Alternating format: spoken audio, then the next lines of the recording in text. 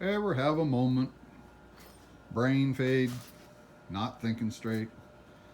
Well, in the last video I showed pounding that cam plug in and setting the end play with it. And of course, somebody who actually builds engines for a living, race engines, was talking and said, you realize, and that's as far as he got, and go, oh my gosh, I'm an idiot. That's not how you set the end plays between the cam, the plate on the cam and the back of the timing gear. Holy crap, what a dummy.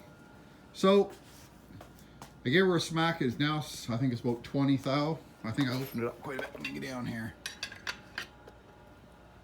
So where are you? Yeah, 10 thou. So I got 10 thou play now. So I got lots I can work with. So I can put the gear on and check, see what actually is. What a dummy. So as we can see, there's a groove worn in the faceplate, which is probably accounting for it. Even that's kind of chewed up a bit too. I'm gonna go grab another timing gear and see what happens. Double roller gears on her. And as you can see, three-way adjustable advanced and retired on the cam. But anywho, let me go find another gear. Okay, got a timing gear on it. Out of actually it's a newer 5-liter one, but same. So what do we got now? If it'll focus here, it's showing a bit better, but not much. 8 maybe instead of 9.5.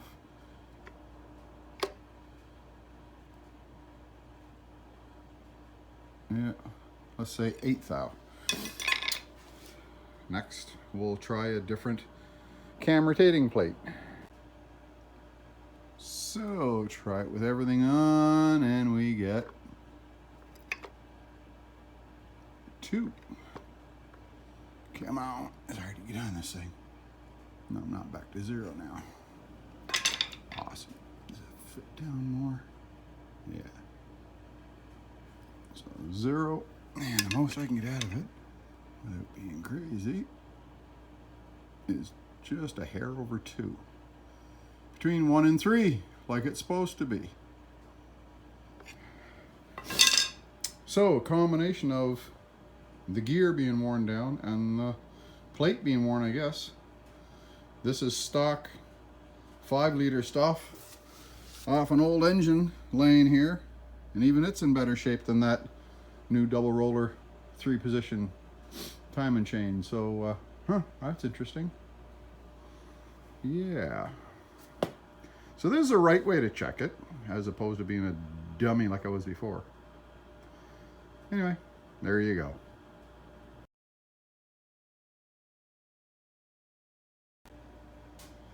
And last check with the new cam plate.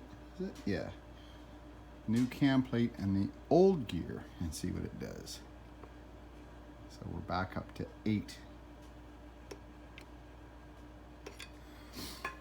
So the cam gear and the cam plate together, they got massive amount.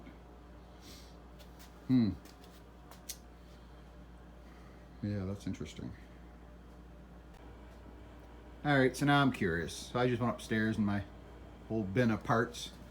Got another cam plate to go with those 2 cam plates, and I got 3 more gears. Let's do some figuring out here. All right, so I numbered them.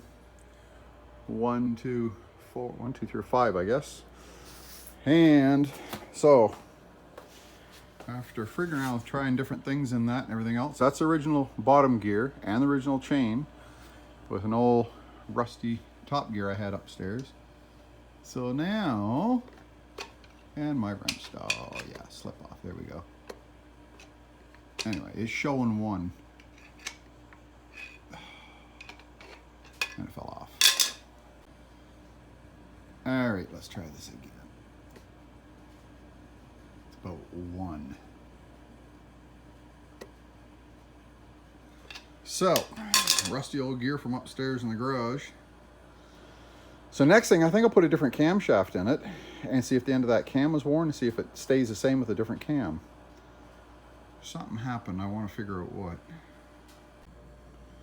So the conclusion, I went through the original cam was a 484, 512 or something like that. The middle cam is 512 lift, and it's 292 duration cam.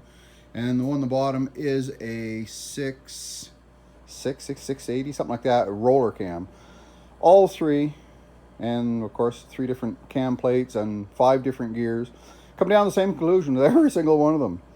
The gear and the plate are both worn out, and if I put any of the old rusty ones on, they work great. Perfect between 2 and 3 thou clearance. Any of the cam, any mix match between the old cam plate and the new gear, the new cam plate, old gear, back and forth, goes 7, 8, 10, 12, somewhere in there thou. But the old stuff that come off the motor worn out. Why? Fine question. Lack of oil maybe? I don't know. But it wore out enough that it gave lots of end play. So, I never checked the crank end play. Next. All right, crank end play. Calls for 4 to 8. That's at 6. So, I'm gonna call it good.